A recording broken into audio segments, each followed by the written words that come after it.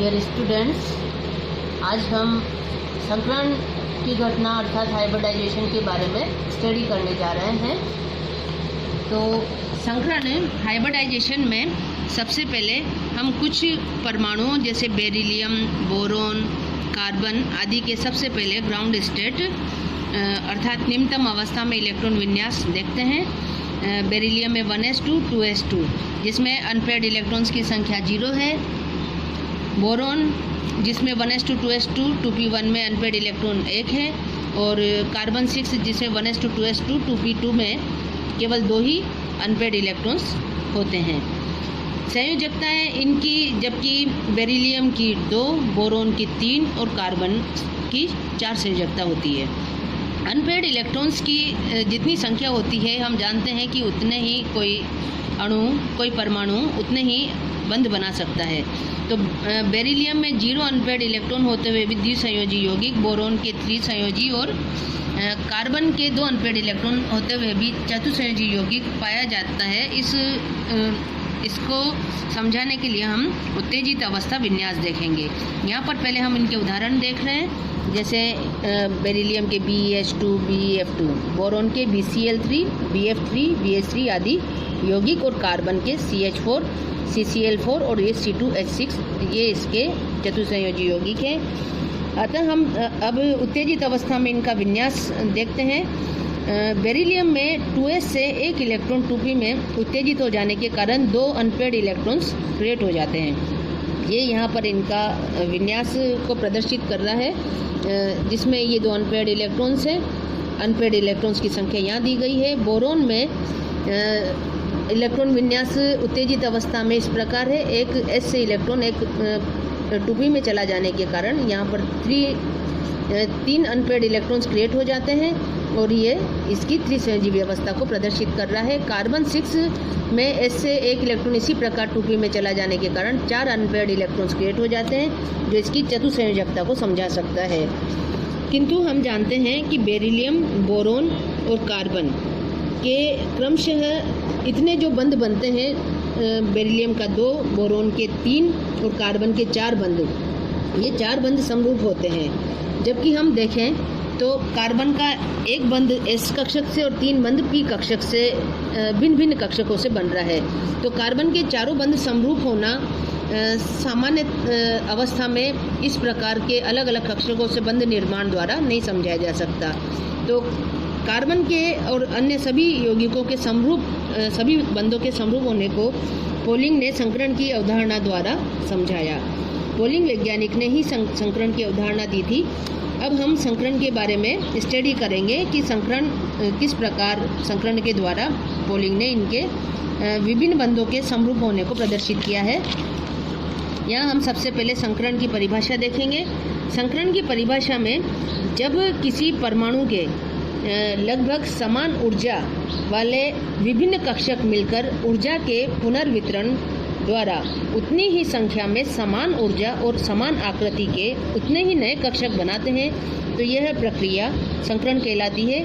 इसमें मुख्य बातें इस प्रकार हैं कि संकरण में जितने कक्षक भाग लेते हैं उतने ही नए कक्षक बनते हैं। सभी कक्षकों की बनने वाले संकरित कक्षकों की ऊर्जा समान और आकृति समान होती है और संकरित कक्षक अधिक दिशात्मक होते हैं।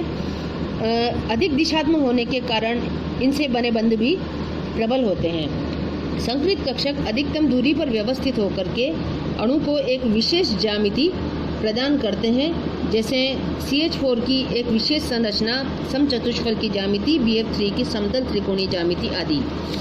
अब हम संकरण के विभिन्न प्रकारों का अध्ययन करेंगे। मुख्यतः 3 प्रकार के संकरण का हम यहाँ अध्ययन करने जा रहे हैं। पहला sp3 संकरण, दूसरा sp2 संकरण और तीसरा sp संकरण। यहाँ पर पहला sp3 संकरण लेते हैं, जिसे चतुष्फल की संकरण भी कहते हैं। इसका उदाहरण CH4 मेथेन ले रहे हैं। कार्बन के 1 2s कक्षक और 3 2p कक्षक मिलकर के संकरण द्वारा 4 sp3 संकरित कक्षकों का निर्माण करते हैं। ये एक 2s कक्षक है, ये 3 2p कक्षक हैं कार्बन के, और इनका ये मिश्रण होकर जो संकरण की घटना कहलाता है, ये मिश्रण होकर और चतुष्फलकीय 1, 2, 3 और ये 4 संकरित कक्षकों का निर्माण करता है। ये 4 sp3 संकरित कक्षक के और ये चतुष्फल की ज्यामिति में व्यवस्थित होते हैं। यहाँ पर हम मेथेन की CH4 की अणु कक्षक संरचना ले रहे हैं। ये मेथेन की अणु कक्षक संरचना है। मेथेन की अणु कक्षक संरचना में केंद्रीय परमाणु मेथेन, इसके ये 1, 2, 3 और ये 4 संकरित कक्षक, प्रत्येक संकरित कक्षक हाइड्रोजन से 4 हाइड्रोजन से 1, 2, 3 और 4 हाइड्रोजन से अतिव्यापन करके और सिग्मा बंध बनाता है। ये सभी सिग्मा बंध हैं। ये सिग्मा बंध कार्बन के sp3 संकरित कक्षक और एक हाइड्रोजन का असंकरित s कक्षक से बनते हैं। ये कार्बन का रेखीय आरेख है जिसमें केंद्रीय कार्बन परमाणु और ये 4 चतुष्फल की ज्यामिति में व्यवस्थित 4 बंध CH4 बंध हैं और ये इनका बंध कोण 109 डिग्री 28 मिनट का होता है। sp3 संकरण के अन्य उदाहरण भी यहाँ पर दिए गए हैं। CCl4, C2H6, अमोनिया और H2 अर्थात water, carbon tetrachloride, ethane, ammonia और वाटर, इन सभी में sp3 संकरण पाया जाता है। यहाँ पर हम sp2 अर्थात त्रिकोणीय संकरण ले रहे हैं। इसका उदाहरण हम एक कार्बनिक यौगिक C2H4 अर्थात एथीन द्वारा समझाएंगे। इसमें दोनों कार्बन, प्रत्येक कार्बन की उत्तेजित अवस्था का यहाँ इलेक्ट्रॉन विन्यास पहले दिखाया गया है। 1s2, 2s1, 2px1, 2py1 और 2pz1। ये सभी अयुग्मित इलेक्ट्रॉन युक्त कक्षक हैं। तो 4 अयुग्मित इलेक्ट्रॉन युक्त कक्षक होते हुए भी केवल 2s और 2 2p कक्षक ही sp2 संकरण में भाग लेंगे। एक s और 2p कक्षक sp2 संकरण और ये pz असंकरित कक्षक रहता है। ये तीनों संकरित कक्षक सिग्मा बंध बनाने में प्रयुक्त होते हैं, जबकि pz कक्षक असंकरित जो होता है वो पाई बंध बनाने में प्रयुक्त होता है। ये यहाँ पर एक 2s और 2 2p कक्षक, इनके मिश्रण द्वारा sp2 संकरण द्वारा 3 sp2 संकरित कक्षक, 3 sp2 संकरित कक्षक जो बनते हैं वो 120 डिग्री के कोण पर व्यवस्थित होते हैं। एथीन का अणुकक्षक चित्र यहाँ दिखाया गया है। ये अणुकक्षक जो चित्र है इसमें एक केंद्रीय कार्बन परमाणु पहला और ये दूसरा केंद्रीय कार्बन परमाणु C2 है, C1 और C2। ये C1 के 1, 2 और ये 3 तीनों sp2 संकरित कक्षक हैं और C2 के 1, 2 और ये 3 तीनों sp2 संकरित कक्षक हैं।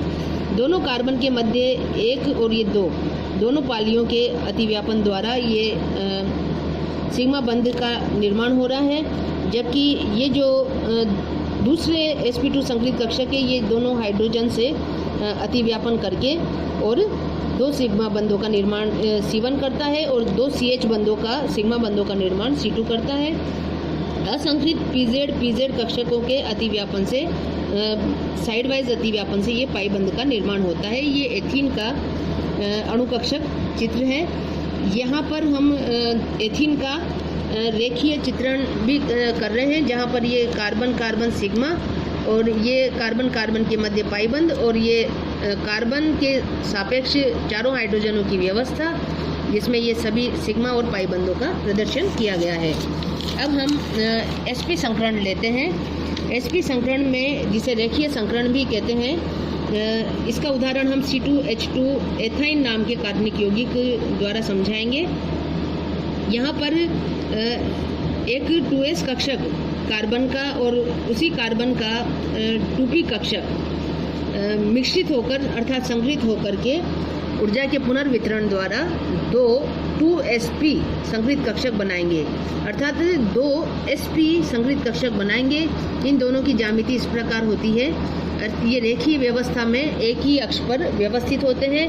ये इसका नाभिक कार्बन का और ये इसके दोनों sp संकरित कक्षक जो कि 180 डिग्री के कोण पर व्यवस्थित होते हैं।